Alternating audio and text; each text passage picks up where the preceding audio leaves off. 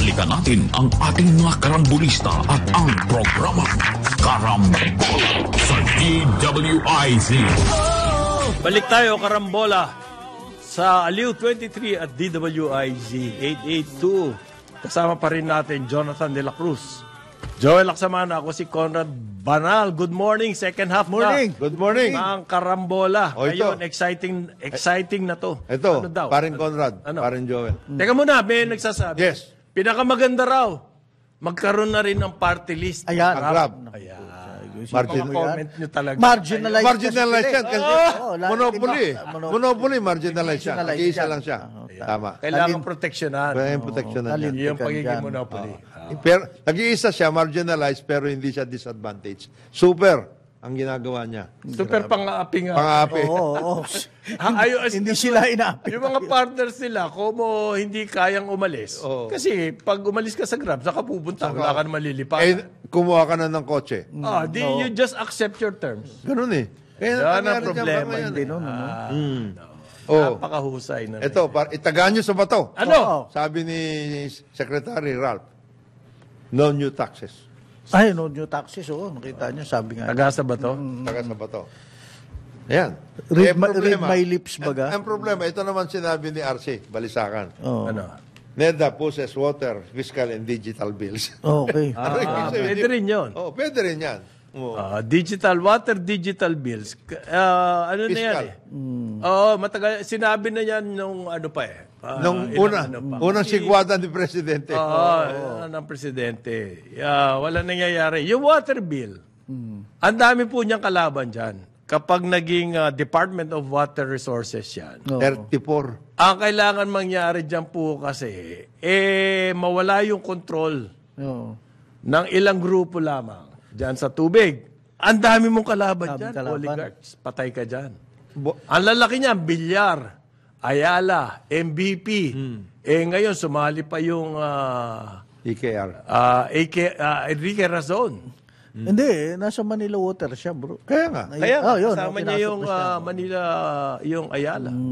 Ang lalaking kalaban nyo dyan. Anong gagawin ng Water Resources Board? Ang gagawin ninyo, ang unang-una, gagawa muna ng law in order to create the Department of Water Resource Management. Tapos na. Okay, number 1. Yung batas na yan, ito itagarin nyo sa bato ito. Ano to? Ipira rin yan. Parang ipira rin yan. Di ba? Kanya-kanya Ganyan kanya-kanya nangyari rin sa lakaran ipira niya. eh. O ayusin natin to power sector, ganito, ganyan, etc. Privatization. Ito ang gagawin Ganyan natin. din ang- Maayos ito. It will lower the cost of our... Okay. Ano yung digital naman? Ang problema Another po yan. natin sa digital, kontrolado tayo ng duopoly. Okay. Yung sinasabi ni paring Conrad Capon, wala na daw to. Itong dito, hanggang dito lang pala yun. Wala pa lang, hindi pala makagawa ito. Magkano? Alin? 70 billion lang ang kanila. Yung dalawa, 200, something like that. Hindi, 30 billion lang yung ano. Yung dito? Hindi, yung Converge. Ay, yung, 200 plus billion. yung dalawa. Ang PLDT Smart. 170 plus billion. Yung Globe. Ang Globe. Yung Converge. Layo. Hindi, Wala pa nagsama na sila nandito eh. Wala rin? Wala rin. Wala rin? Wala eh. Ang problema daw po, kontrolado nitong dalawa ang policy. Hindi. Yan ang sabi ng World Bank. Hindi Kaya tayong pinakamahal na broadband sa ASEAN at tayo ang pinakamabagal. Paano yung digital na sinasabi ni RC? Secretary Balisacan? Akala ko. Paano yan?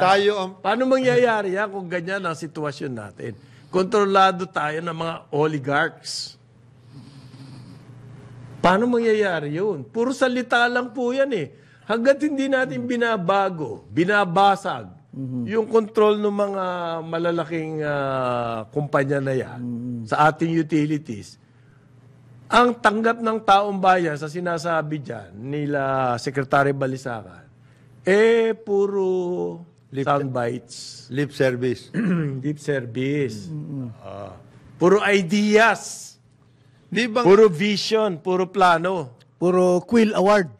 Puro quill. Pang-quill award lang yan. Puro Quill Award. Oo, yan ang Di ba nangyayari. dati, sinasabi, hindi, papasok na itong mga malalaking Oo. telecoms in the world. Yan. Binarahan. Magkakaroon ng competition. Magkakaroon na ng competition. Yan! Okay. Ano pa? Kung hindi nga nyo nagawa yan dito sa application ng Grab hindi magagawa nyo. Sa Grab pa lang yari na. Nangyari na Tapos na kayo eh. Telco pa. Yung takeover ng mga water utilities. Yep. Yung mga water, tawag nito? Local Local water water district. yan. Mga takeover, hindi nyo pinansin eh.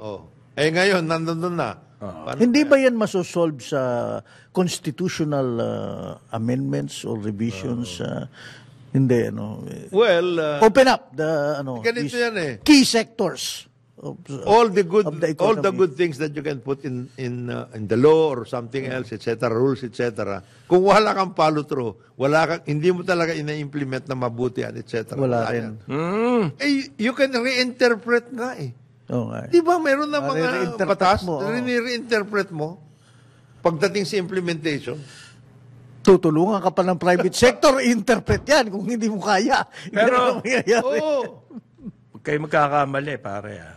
Dahan-dahan tayo. Dahan-dahan. Yan, DICT, meron ng solusyon sa duopoly. Meron na pala. Kaya yun. Sabi po, nag-meeting sa Malacanang at ang DICT raw ay dodoblehin ang mayroong mga Wi-Fi hotspots. Free Wi-Fi. Sa mga ELGU system. Okay. Dodoblehin. Okay. So what? Sagot na ba yan doon sa... Hindi, ito nga sitwasyon dyan eh. Magmula po nung na-create ang DICT, during the time of President Duterte, nagkaroon na ng programa Free Wi-Fi. Okay. Nasaan na yun? Dodoblehin na raw nila. Dodoble nila ang pagkakamali. Ang zero. Pag dinoble mo zero, di zero pa din. Meron daw 25,000 Wi-Fi sites all over the country. Okay. Hindi ho niyan tinutugunan yung bagal. Oo nga eh. At saka, Yung magkano, tinutugunan ba yan? Maaring bigay nyo ng libre, pero magbabayad ng gobyerno. Doon sa duopoly. kasi sa kanila dumadaan pa rin eh. Oo, gastos ng gobyerno. Sino sisingilin nyo doon? Di kami rin. Tapos yung duopoly i-repackage bago ibenta sa iyo. Ito nga, binibentahan ako ng prepaid home wifi. Ayan. Additional 599 samantalang meron na akong existing pinakamahal na connection na fiber pare. So, 'di ba? Papatungan ka pa ngayon. Para daw po ma-implement, yan kasama yan, related to Yung dyan, sinasabi mo. Yung ELGU, kailangan po yung ating mga local government unit, Nag-uusap. connected na sila. Ibig sabihin nyo, wired. Connected, wired. Nasa internet. Para daw mangyari yan, dadamihan, dodoblehin. 25,000 Wi-Fi sites. That sounds Gagawin nilang 50 That sounds 50,000. That sounds impressive. Good luck. Wi-Fi. Good luck. Good luck Ba't yan. 50 lang ba kailangan natin? 50,000 sabi mo. Hindi ho kakayanin ng gobyerno yan. Maniwala kayo sa Unsustainable na operasyon. sustainable yan. Na buong Pilipinas gagawin mo free Wi-Fi sites? It will never happen.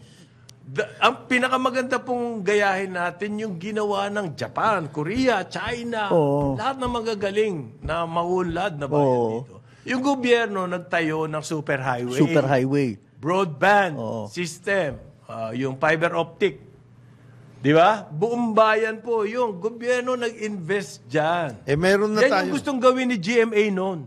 Oo. Yung NBNC. NBNZTE. Tama, NBNCT. National Broadband Network. Meron na tayo nun. That is the NGCP Line. Pero marami pang investment kailangan gawin. Oo. Para po ma-harness yan. Halimbawa yung last mile, kailangan gawin yon. Oh. Palakasin, pamurahin. Hindi natin ginagawa yan eh. Ito ang ginagawa natin, free wifi. Hindi po free yan, binabayaran yan. Ng gobyerno. Sino ba ang gobyerno? Saan ba galing ang pera ng gobyerno? Galing din sa atin yan. Meron na ngang kombinasyon dati. There was already some kind of a structure. Okay? Meron dito maglalatag using using the NGCP fiber optic. Binigay na nila yan binigay sa na. DICT. Oh. At saka, mayroon pang satellite. Dedicated satellite. Pumirma si Presidente sa San Francisco. Okay. Talaga? Hindi. Nag-ano siya. He was That's in the pipeline. that's in the pipeline. Okay. Ngayon, mag-free wifi ka. Di binigyan mo na naman ng pera yung mga Kawawa naman sila eh. Oo nga. 200 billion lang ang... Tapos yan, re-repackage nila. Bibentahan ako ng prepaid home wifi na for 599 pesos. Pumatol ka naman. Matal ka. Hindi nga, asar na asar ako. Tapos ang ginawa na binagalan ngayon yung fiber ko para ma-obliga ka, mapilitan meron ka redundancy. Bumili na tayo niyan para bumili. Para meron ka rin. Kasi daw, pag lumipat ka ng kwarto, malakas din doon. Hindi. Ha? At saka Anak ano dyan, mayroon nga ganyan at lahat. Okay ka at some hours of the day. Otherwise, ano ka na, patay sindi. Oo. Otherwise, Patay sindi ka. Para ka nightclub niyan. Buhay nga naman. Ako nga, di ba, may opisina tayo dito sa Pasig. Mayroong hours of the day, pare, malakas. Tapos after that, biglang wala. Bakit gano'n? Parang nagpa-fluctuate. Kaya itong mga studies... Sabi po ng World Bank, ang broadband daw dito sa atin ay duopoly ng dalawang gambohalang telcos. Yan po ang kanilang policy note. Ang dinidiscuss nila yung reforms to promote competition. Yun. Reforms to promote competition. At pataasin ng investment sa broadband infrastructure. How do you do that? Ano mo sila sa pag-ano ng policy? Kasi po, kontrolado daw nitong dalawang ito ang international connectivity. Sila may gateway, pare. Alam mo yan? Kasi nung panahon po ni President Ferdinand Ramos, Fidel Ramos, kapag ikaw ay nakapaglatag ng 100,000 lines, telephone lines, bibigyan ka ng gateway. Di siyempre, itong dalawa lang ito. Yung nakapaglatag nun. Yung Globe nga, nilatag lang, di naman ginamit. Sa totoo lang. Mabagal. Yun nga sinasabi na, Para makuha lang yung gateway. i-roll out mo yan, i-roll out mo, tanungin mo kung anong nangyari. Ayan. So sa hawak po nila yung gateway. Lahat ng mga last mile providers, sino yan? Yung mga nagtitingi. Halimbawa retailers. sa probinsya, Yung yung mga mga retailers. cable. Cable. Bumibili po sa kanila yan. Okay? Kontrolado nila yung gateway. So sa lahat sa kanila dadaan. Sakal na sakal. Sakal na sakal yan. May programa dati na gagawa ng mas malaki pa, yung Facebook, Google. Nayari, hindi natutuloy yun. Ang malupit dito, kinalakalaban pa nila yung mga last mile na yun. Oo. Halimbawa, ang PLDT, Nakikialam pa doon sa mga areas na yan, hawak pa po nila yung last mile at saka yung middle mile. Dapat siya, nasa kanila yung backbone. Sila po yung may fiber optic. Yan yung backbone. Dapat yan, yung mga iba-ibang maliliit na kumpanya, sasakay dyan sa backbone. Ideally, sumasakay sila dito sa dalawang to. Pero kinakalaban nila eh. Pati yung middle mile, hawak nila. Yung last mile, hawak pa po nila. Okay? Ano lang yan, duopoly lang yan. Pero that is only true. Ito masakit dyan. That is only true in most urban areas. Pagdating sa rural, wala sila. They cannot even provide anything. So, ang sabi po ng World Bank, ang penetration natin, Yan, penetration. ang penetration natin, 33%. Of total. Aray ko. Ano nangyari doon sa 67%? Nakatanga. Meron sila paminsan-minsan. Kailangan pupunta ka sa bubong mo. O kaya pumunta ka sa... Baka mahulog ka pa sa bubong, mahulog ka anak pa sa ng bubong to. para makakuha ka ng linya. Ganun. Ulitin natin. Ang penetration, Baba. napakahina po. 33%. At yan 33% na yan, hindi pa yung tuloy-tuloy, ha? Yung Hindi meron tuloy-tuloy 33% na yon, ang hina pa ng signal nun. At saka hindi tuloy-tuloy. Bukod sa mahina ang signal nun, napakamahal pa po. Yan. Sabi nga ng World Bank, ang singil dito nitong duopoly na to sa broadband, 4 times ng singil sa Malaysia at Vietnam. Ayan ang mga, Yan ang mga kalaban natin. pagdating sa investments. O, paano pupunta dito investments? So wala ka ng signal. Kung Mahal pa. maswerte-swerte ka, nagka-signal ka, mahina. Mahina na signal mo, ang mahal pa. And yet, ang kita ang revenue ng PLDT, mahigit 200 billion. Ang Globe, 107. Sino ba may-ari nito mga foreigners. Tapos umaangal kayo, walang foreign investment sa telco. Yan na, Yan, dalawa. itong dalawang to, malakas. Puro foreign. At saka, mas... E-commerce. Eto si digital to si Secretary Balisacan. Nilalatag ba natin yung pang-broadband. pang-broadband? Nilalatag ba natin yung para maayos yan? Hindi puro talkies tayo Oo. Para si Decgo rin yan talkies. Si Decgo. Kawawa Kawawa rin siya. Si Secretary Go? Hindi, sabi niya, there are 5 priority areas. Ano? Okay, ano yung mga priority? Mining. Nako, tapos ka na dyan, boss. Dahil mong kalaban. Semiconductors and electronics. Nako, maiingay din yan. Oo. Ang gusto niyan, tanggalin yung create. Oo. Hindi sila kasama. Dapat exempted sila sa create. Papaliwanag. Sa Gusto tax, mo paliwanag ko sa Ito, agriculture, okay. Okay yan, agriculture. Okay, agriculture. Steel and pharmaceuticals. Yan. Ako. Pwede yan. Pwede. Steel, number 1. Pharmaceuticals, Number one. Pero may kalabang ka rin dyan. Pharmaceuticals. Ay, Multinational. Big Pharma? Hindi na daw sila lalaban. Bubugbugin ka Hindi, dyan. susundin natin yung kay Secretary Ted Herbosa na magtatayo ng Kaya nga si zone Secretary para sa Ted, nakita mo 1.5 years bago siya ma-appoint. Nilalabang. Kasi niyari siya. yari siya. At saka ngayon, sinasabi, bumili ka na ng gamot, sabi. Yan, mga ganon. Bakit ka... Binibigyan, dinidiktahan na Bakit siya. ka nag-i-import ng mura? Oo. Bakit napili ni Secretary Dapat Go yung pinakamahihirap muna, mining at Hindi, Siguro kasi yan ang walking semiconductor. order niya from, critical the itong mga ito. Agriculture nga, importante. agriculture, okay yan. Pero mining, ikaw. Sinabi na ng presidente yan. Oo. Last 1.5 years ago. Yung mining. Yan pong create. Ang tinanggal niyan, ang gustong ma-reform niyan, yung mga nananamantala ng ating incentives. Incentives program.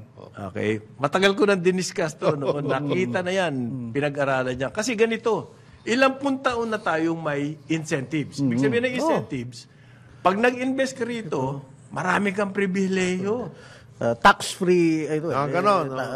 Number 1 yan, Tax holiday pala. tax holiday. Number 1 yan, tax holiday. So, pinag-aralan po ng gobyerno na walang nangyayari. Nabibigyan lang yan. Na walang nangyayari dyan sa incentives na yan. Nagagamit lang para... So, gusto nang tanggalin yan noon. Ako, ang laking ingay. Panahon ni GMA, laking ingay. Kala mo, katapusan na ng mundo. Ganon. So, ginawa ng gobyerno, gumawa ng batas. Okay. Pag-aaralan natin yan. Ngayon, batas. Mula ngayon, kayong may mga incentives, magre-report kayo ng inyong data. So, over the years, mga 5 years, nakapagkalap tayo ng enough data to see what's happening in the incentive system. At doon po, dahil doon sa batas na yon na ginawa ni GMA, nakita na nananamantala lang talaga itong mga ito. Kaya binubulsa po yung incentive. Kaya si Secretary Recto sanay dyan, alam na niyan. Nandun siya sa GMA nun eh. So, ang ginawa po, yung create, binago. Yung incentive system. Hindi na puro tax holiday. Merong ganito. Pag nag-invest ka ng bagong makinarya, Yan. at parang triple ata na pwede mo i-deduct sa tax. Ibig sabihin, mag-invest ka muna, bibigyan kitang tax incentive. Hindi yung bago ka pa nakapag-invest. Wala ka pa expansion. Wala. Titirahin mo na. Bulsa ng incentive. Yan. Kasi po, sa tagal-tagal ng incentive, dapat tayo na pinakamagaling mag-export. Wala tayong nabubuo eh. Ganito ang nangyayari kasi. Mag-i-import ng raw material. Bibigyan ng tax exemption. Incentive eh. Raw material para mag-process, Mag-process, tapos i-export i-export ulit. mo. Ang nangyayari dyan, yung raw material na yan, Oo. kunwari, dumaan sa kanila, inilabas sa local market. Yan. Hindi nakapag-export. Effective ba yung incentive? Kaya po tayo ang pinakamahinang mag-export ngayon. Bumababa pa. Binago. At ngayon, ayaw nila yan. Ayaw ng mga, halimbawa ng electronics. Kasi yung mga electronics po, puro pag-aari yan ng mga Hapon, Koreano, Taiwanese. Nagpapasasa sila dyan. In effect, ang nangyayari lang po dyan, ang contribution natin dyan, labor. Na Employment, napakaliit lang na sahod. Saka napakaliit na ano yun. Napakaliit na component. Component yun. Hindi sila nag-i-invest, in other words, to innovate. Ito, pag research and development, gumastos ka. Parang napakalaki nung pwede mo i-deduct sa taxes. Oo. Ganon yung create, pare. That's the idea. So, ikaw, may semiconductor ka. Nag-invest ka sa research and development. Meaning, balang araw po, unlad dyan, baka maging invest na semiconductor yan. Maging electronic, ano na yan. Kaka-invest mo sa research and development. Yan po yung napakagandang... ngayon, gusto na nilang tanggalin yung create. Ang kalakal kasi ng mga ito, yung incentives. Doon sila kumikita. Doon sila kumikita. Yung incentives po, kahit maliit lang yung kaya nilang in-invest mo. Dahil sa incentive, Pero ang laki na meron din return mo. silang production. Saan napupunta? Sa local Ine-export market. nga nila. Ine-export pa rin. Pero hindi sila nagde-develop ng bago. Ayun. Yeah. Kasi nga, nahirati na, laki ng kita natin dito, ba't pa natin? Di ba? Oo. Because of Okay na kami. Okay na tayo dito. Meron pa kami sideline na pakawala sa market. So, hindi sila nagiging partner in nation building. Baliktad na nangyayari. Para walang pinag-iba yan sa car manufacturing. Bakit? The original idea of car manufacturing, you must have 30% local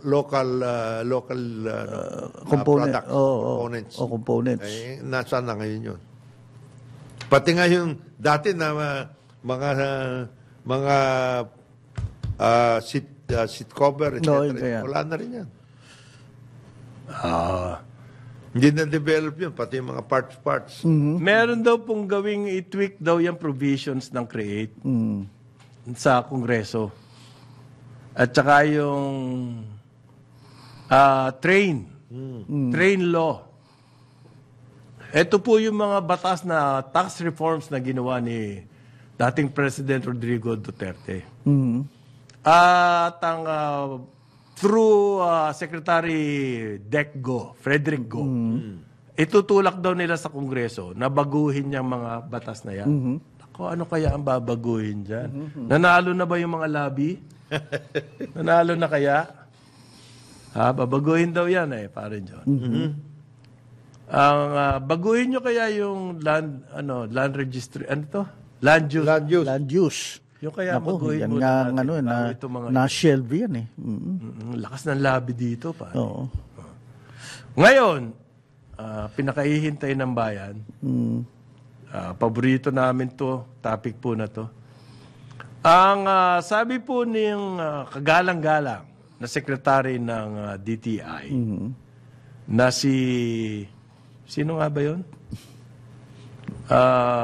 Sino nga ba yun? Chalex? Alfredo Pascual pala. Si Chalex. Nakalimutan ko na tuloy pangalan Chalex ang alam natin nickname. Oo. Maaari daw pong tanggalin na nila yung SRP. Kasi wala naman talaga sa batas yan. Bakit yung pinagpipilitan ini-implement yan? Wala naman sa batas yan. Matagal na namin sinasabi, useless pa yan.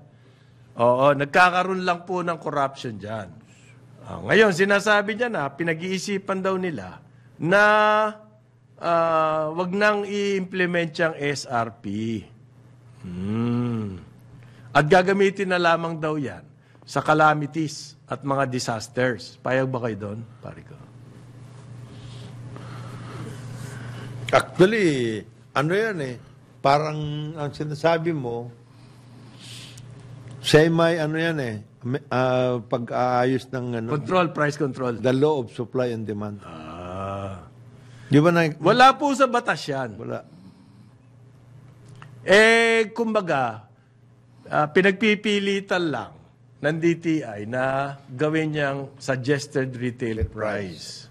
Ganito daw yung racket dyan. Ayon sa Mga sources nakakaintindi. natin. Oo. Ang mga opisyal ng DTI, kakausapin yung sektor. Halimbawa, sardinas. Sige, mag-apply kayo ng price increase. Aprobahan ko yung SRP. Hati tayo. Ganon. Okay. Maski hindi po gusto Puta na. mag-increase ng presyo, Nagkakaroon ng engganyo. Na-engganyo sila eh. mag-increase Oo. na kayo. Bibigyan, tapos bigyan nyo ako. Bibigyan namin kayo. So therefore, source ng corruption lang yung SRP na yan. Kaya kahit wala sa batas yan, pinagpipilitan nila. Ngayon, may bagong balita. Yan daw presyo ng sardinas, paring Jonat. Tataasan daw ang SRP. Yan.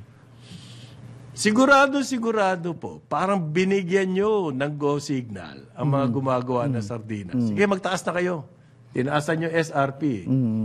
Alam ko naman, hindi sila magtataas ng presyo. Binigyan nyo kami ng pagkakataon eh. Yan ayos po, na. tatlo daw yan. Canned sardines, Powdered milk. powdered milk, ano pa isa? Soup. Ay, tama ba? Sabon. Sabon. Patay tayo rito. Yung powdered mix, ano na yan? Mainly imported yan. Almost 90%. 90%. Ang ating ano. Wala naman tayong Wala tayong dairy industry. Dairy industry, wala. Break time daw. 9:31 ng umaga, karambola sa Aliw 23. Balikan natin ang ating mga karambulista at ang programa Karambola sa DWIZ. Balik tayo, karambola, sa Aliw 23 at DWIZ 882. Ako si Conrad Banal. Kasama natin, Jonathan De La Cruz. Ito, si Enabler. Enabler. Oo. I'm in good company. Ang Malacanang enabler din pala eh. Okay. By the way, gusto ko lang nakikiramay kami dito sa, meron pala tayong Pilipino na nag-serve sa Israeli Napatay Defense na Forces. Gaza. 23 years old si Sergeant First Class Reserve Anong ginagawa Cydric niya doon? Garin. Hindi, na siya, immigrant pala talaga sila. reservist siya sa IDF, sa Israeli Defense Force. Kamalas-malasan, talaga namang gera dun nag-missile attack yung Hamas. Doon sa kasama siya. Ayun, he was slain together with other soldiers. May mga kasama siya. So, Karamay kami. yung mother So ni yung Garin, pamilya niya, nandyan na rin, pare. native ng Isabela. Oo, yung nanay niya, si Imelda Garin. Pero nakatira siya sa Tel Aviv kasama nanay niya. Yun na nga, so nakakalungkot naman ito. Reservist siya, namatay dun sa Gaza attack. Kasi sa Israel, parang kinol sila eh. Oo. So nag-immigrant ka, you have to serve. Bata Kailangan pa to, pag citizen ka. 23 years old lang siya. Pag citizen ka, tapos ka na. You have to be called. So Tsaka wala kang kahit na ba, kasi magandang armas ng IDF and all that, pero pag missile attack, pag missile attack, wala ka na yun. ang masaklap nito, missile attack sila, meron din mga bomba sa paligid, na-detonate din yun talaga. Sama-sama sila. So malaking area yun. Malaking area, Sumabog. Kaya nakikiramay kami sa... Oo. Well, alam mo, kahit saan ka naman nandun eh. Oo. Hindi, pero mas malapit ka dito, dito sa lugar na to. Na wrong place at the wrong time. Long time. Nangyayari yun. Okay, may nagsasabi rito, dami raw tax holidays sa mga malalaking foreign investors. Pero sa kanila daw mga maliliit, MSMEs. Micro, small, and medium. Enterprise. Hindi ba pinaglalaban ni Joey Soriano yun na magkaroon sila ng incentives din, yung mga small and medium? Nagkaroon pa daw ng increase sa business permit. Naku po, mahigit 30% daw ang increase sa business permit. At saka pare, ang balita ko, yan daw mga maliliit na yan. Yan ang paborito ngayon. Ha? Ay, oo. Paborito ng mga tax collectors, Ng LGU o ng mga BIR. BIR? BIR at LGU. Madaling rin. bumigay eh. Kulang. Imbes na yung mga malalaki na napakadaming mga CPA Hindi. at tax lawyers, ihahabla ka pa. Ito na lang mga to, tingi. Pero marami. Yan daw ang paborito ngayon. Nako. Kaya meron mga maliliit pong negosyo nagsasara na lang. Oo. Di na nila kaya eh. Hindi na makakayanin yung tax eh. Okay, yan ang reklamo nila eh. Pero nagsasalita itong si Arta. Pag kumuha daw ng business permits, 10 minutes na lang. Maniwala ka ba doon, pare? Mabilis ha. Anong 10 minutes? 10 minutes na lang daw. Pag kumuha ng business permits. 10 minutes kang bibigyan ng form. Bibigyan mo muna ng form, fill it up, and then work it out. Hindi nga. Hindi, actually, meron ng machine sa harap. Kukuha ka muna number. Number, 10 minutes na yun. Hindi, sabi ng Arta, yan daw ang dream. Ayun. A dream. Aspiration. Dream. Aspirational pala yan eh. Problema po namin, puro dream, visions, plans. Action agenda. Ayan, yung mga... Ganon. Ang mga dapat gawin. Yan. Ang, Hindi yung immediate na trabaho, anong gagawin. Kagaya niyan, 10 minutes daw, business permits. hindi natin ganon na malayan at akala natin ay ordinaryong activity yan. Pero nagkaroon pala ng nationwide cleanup. Nagkaroon na one day na nationwide cleanup. Mga estero at saka mga kalye-kalye. Nagkaroon ng ganon. Ang dami na engage. Kung yan ba naman nagagawin natin tuloy-tuloy, di maganda. Okay. Itong tungkol 10 minutes dito daw. sa 10 minutes. Hindi na pababa na raw nila sa isang oras. Totoo Ngayon. kaya yun? Saan yun? Kasi hindi naman, yung development ng tungkol dyan sa pagpababa ng mga business permit, Di ba sila mismo nagsabi 19 LGUs lang yung nakasunod? Proud na proud pa sila doon. Sila rin nagsabi doon. Oo, isipin mo, yung mga malalaking LGUs, wala pa nga. Hindi nila na-include dyan yung halimbawa Makati, Marikina, mga ganun. Wala. Yung mga yun, ayos na yung mga yun. They're already digitalized. 9 na raw ang digitized fully na 9 LGUs, hindi pala 19, 9 lang. Isipin mo, parang sinabihan mo na rin yung mga iba, lalo na sa Metro Manila, na hindi kayo digitized. Okay lang kayo. Parang ganun. Paano magiging 1 hour lahat? Ito, 10 minutes pa. Hindi nga, pero meron silang dream, 10 minutes. At least may dream ikaw naman, no? Well, 1,634 po ang LGUs natin. Okay. Meron ng siyam na fully digitized. Ba? Konti na lang. Baby steps, ano? Super. Parang dairy industry, ha? Parang super baby. Baby Saka coconut water, oh. hindi baby steps yan. Nasa sinapo po na. Wala pa yan. Wala pa na. Hindi pa lumalabas yan. Ano ko ba? 9 out of 1,634. Oh, ye of little faith. Kaya dito po sa ating mga comments, angalan ito mga nagninegosyo. Sabi, oh. Mahal na, 30% increase in Bagal business pa. permits, ang tagal pa bago mo makuha. Para ka palang telco. Oo. Mahal na, mabagal pa. Paano ba, ano kaya ang gagawin natin? May batas yan, pare. Meron. May Kompleto batas yan. yan. Anong parusa pag hindi ka sumunod? Anong parusa sa LGU? May batas na dapat pabili. Merong levels eh. Halimbawa, pag ito lang, simple lang na Ganito lang kadali lang. kadali. Ganyan. Pati barangay, meron yan. Pati lahat. Pero ang mag-i-implement nga yan, yung ARTA. Oo. Wala nangyayari. Wala. Ang nagagawa ng ARTA at lahat, nagkakaroon sila ng parang creed. Ito ang gagawin natin, pumirma ka na. Ikaw agency, itong ARTA, ito yung ating aspiration. Yun. Yun na nga, puro plano. Aspiration. Housing. Nakailang, lang tayo, ribbon cutting. Aspirational din yan, bro. Ribbon cutting. Ribbon cutting. Kaliwat kanan na ribbon cutting. May karatula, may argo. Nasa na mga bahay? Yun po ang tanong eh. Paano kaya yan? Paano kaya yan? Yan ang malaking problema dyan eh. Paano natin isosolve yan? Gagaya na lang yung gagawin sa Pasig. Maganda yun ha? Ganda yan. Oo. Kaya lang ang problema mo, 10,000 families. Saan mo ilalagay yun? I-clarify ko lang ho yung mga nagsasabi rito, yung wala raw bagong buwis na sinasabi ni Finance Secretary Ralph Recto. Walang bagong buwis sa junk food at saka sa mga inumin na may asukal. Sugar. Sweet, sugar. Saan kukunin yung mga bagong tax? Kasi yung junk food daw po, yan ang kinakain ng Pilipino. Di inaayunan mo yung pagkain ng junk food. Yun ang argument ng mga gumagawa ng junk food at saka ng soft drinks. Okay?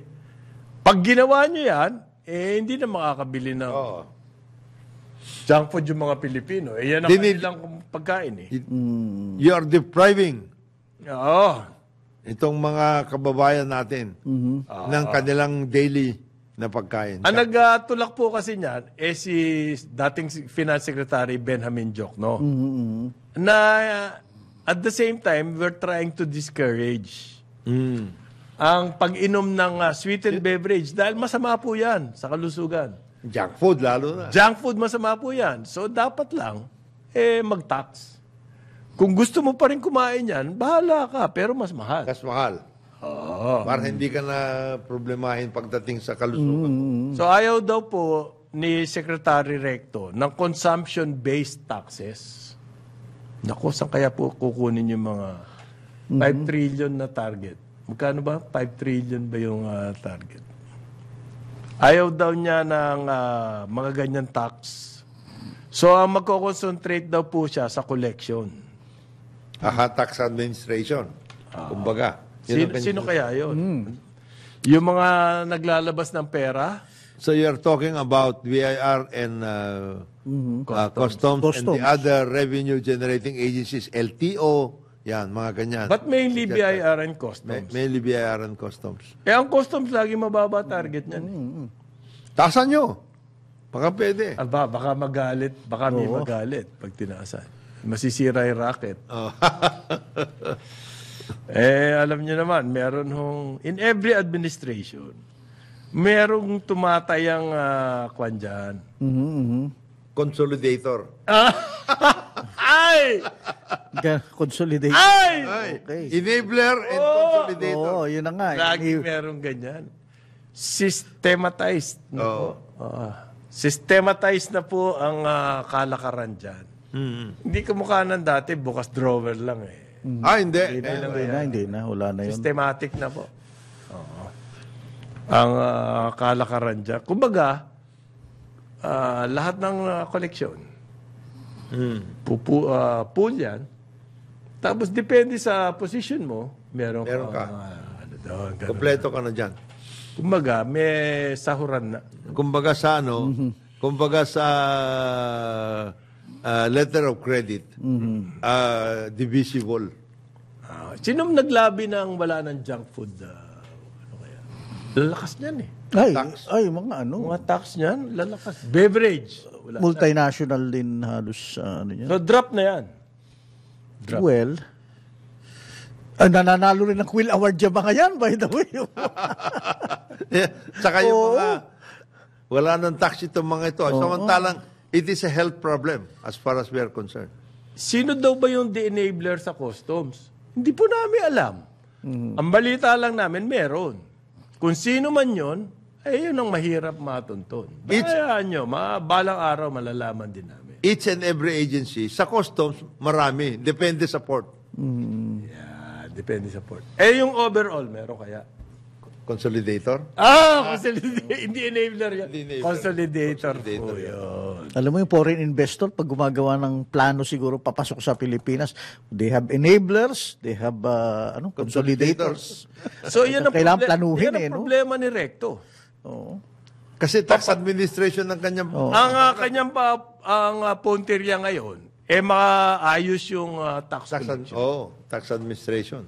ang dami pong hindi Loopholes naman tama sayang din yun, yung nawawala. Malaki. Halimbawa Malaki po, leakage. ito Malaki. sabi, fuel. Ang fuel natin, 30% daw ng ating konsumo, smuggled. Isipin mo yung 12% VAT nun. Laki nun. Oh, malaki yun. Hindi mo na kailangan ng bagong tax. Tama, hindi mo na, wag mo na pasinin yan, junk food. Ang ano yun mo yung, mga yan. Ayan, mga smuggling ng oil. Ito ho, ang suggestion ko, Sec. Ano? Pagdating sa oil, tingnan nyo lahat yung mga bagong mga stations. Kasi dati, tatlo lang ang talagang gasoline stations natin of record eh. Ano? Petron, Shell, at saka Caltex. Yung Big Three. Big three. Ngayon, siguro mga 20 na yung iba-iba. Super, kung ano-ano, etc. yan. Pill oil, gano'n. Iba na. Okay pa yung Pill Oil at saka Phoenix, baka kunya-kunya. Sea Oil, baka pwede pa yan. Okay. Pero yung Super, yung mga ganon klase. Saan galing yung... Saan galing yung mga fuel ng mga ito? Ang Bataan- bababa, ang bababa, mas mababa sila. Sabi nga isang kaibigan ko, meron siya mga ilang gasolinahan. Yung kanyang mga tauhan sa kanyang istasyon, di uniform yan. Oo. At nakabotas yan, pare. Ha? Bayad ang SSS niyan. Bayad ang PhilHealth niyan. Sumusunod sa minimum wage yan. May pag-ibig pa. Lahat yan. Lahat. Yung kalaban niya, sa kabilang kanto, nakachinelas. Punit pa yung kamiseta. At something ganyan. Okay. At kaya niyang gawin yun. At 8 pesos pa ang mababa.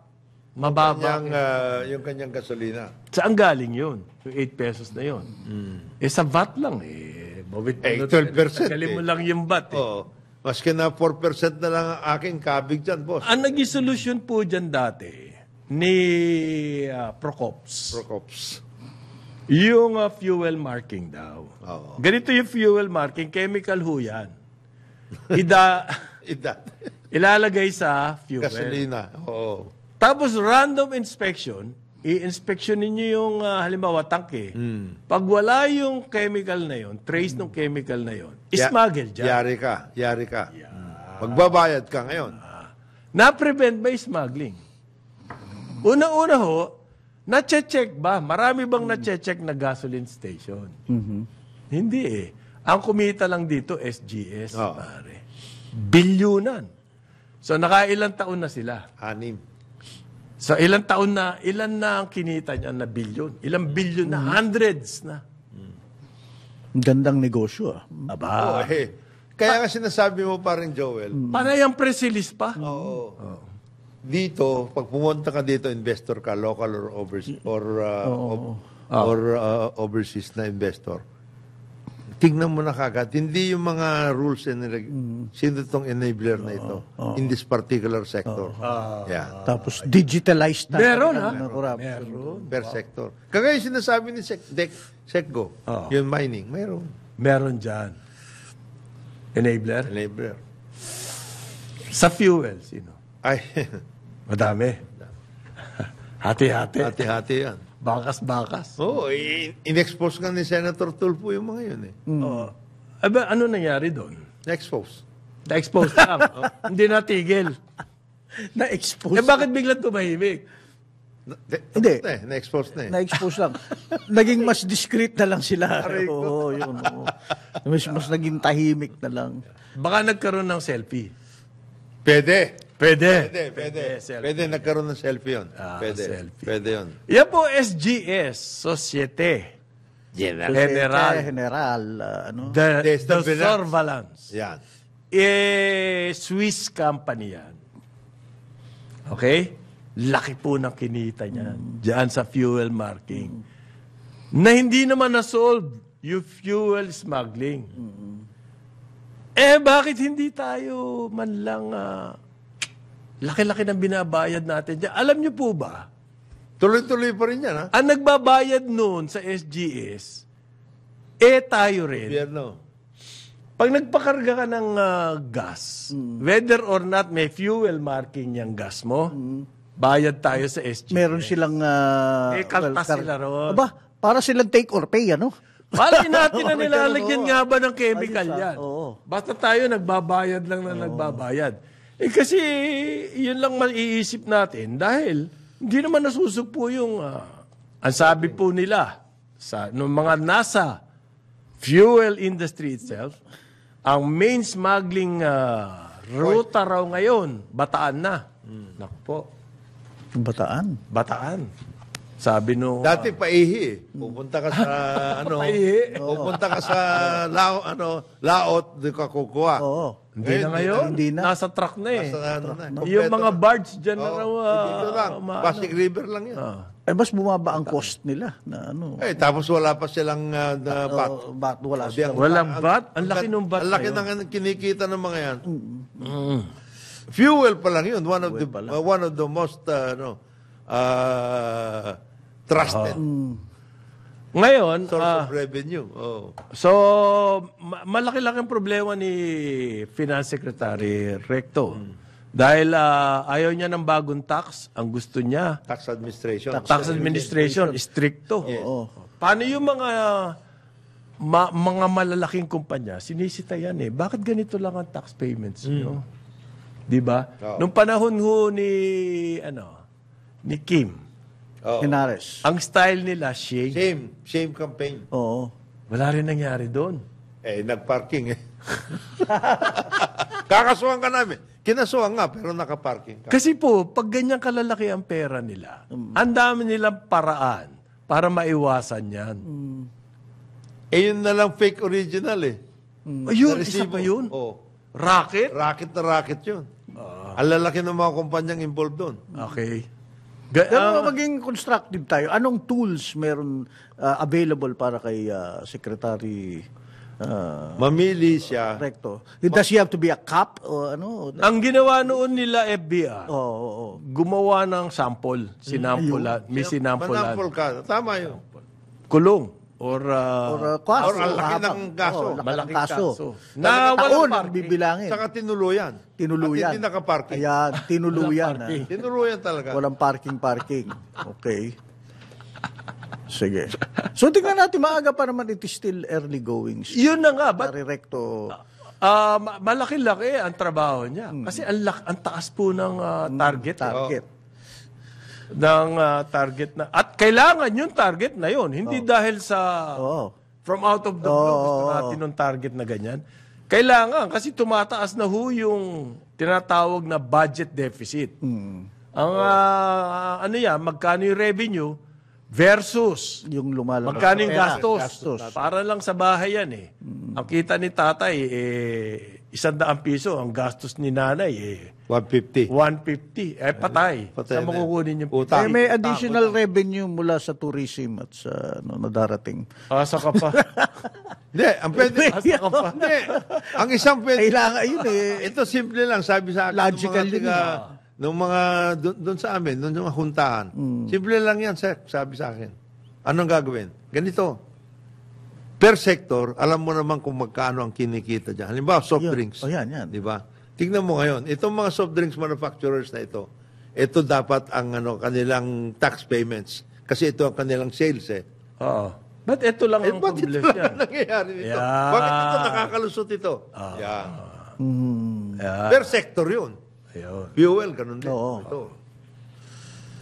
Ito, sabi merong sabi rito, kamukha, halimbawa, ABS-CBN, bilyon-bilyon ng kita. Magkano lang ang tax payments? Hindi po, Hindi kasi may tax exemption sila. Oo, meron sila. Registered sila sa PESA.